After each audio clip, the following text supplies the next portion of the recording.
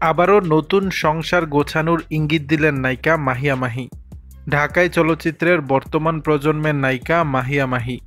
বিচ্ছেদের পর সন্তানকে নিয়ে ফুরফুরে মেজাজে আছেন এই নায়িকা।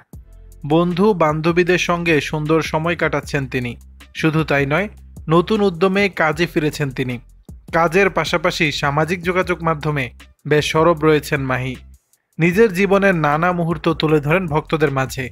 কোথাও ঘুরতে যাওয়া হোক বা আচার অনুষ্ঠান, সম্প্রতি এই অভিনেত্রী এক ইঙ্গিতপূর্ণ পোস্ট দিয়েছেন, যেখানে মাহিয়া মাহি লিখেছেন, খুব সুন্দর একটা সংসার গোছাবো, ঠিক আছে, কখনো লবণ কম কখনো বেশি, কখনো ভাত গলে গিয়ে যাও হতে হতে একদিন খুব মজার রান্না করতে শিখে যাব তোমার জন্য।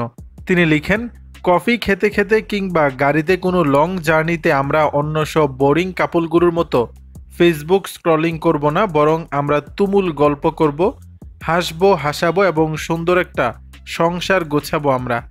সবশেষ এই অভিনেত্রী লেখেন, সিনেমার নায়ক নায়িকাদের মতো ভালোবাসা না থাকুক, প্রচণ্ড মায়া যেন থাকে সেখানে, যে মায়াতে আমার ভেজা চোখ তোমার ভেতরটা দুমড়ে মুচড়ে দিবে, যে মায়া আমাদের মৃত্যু অবধি একসাথে রাখবে।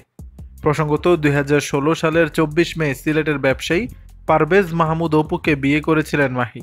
এর কয়েক বছর পরে 2020 সালের মে মাসে সামাজিক যোগাযোগ মাধ্যম ফেসবুকে দেয়া এক পোস্টে পারভেজ মাহমুদ অপুর সঙ্গে বিচ্ছেদের কথা জানান তিনি।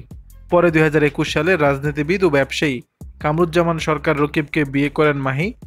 এরপর গেল বছরের ফেব্রুয়ারিতে হঠাৎই এক ভিডিও বার্তায় রকিবের নিজের বিচ্ছেদের খবর জানান মাহি। দর্শক, বিষয়টি নিয়ে আপনাদের মতামত জানাবেন নিচের কমেন্ট বক্স।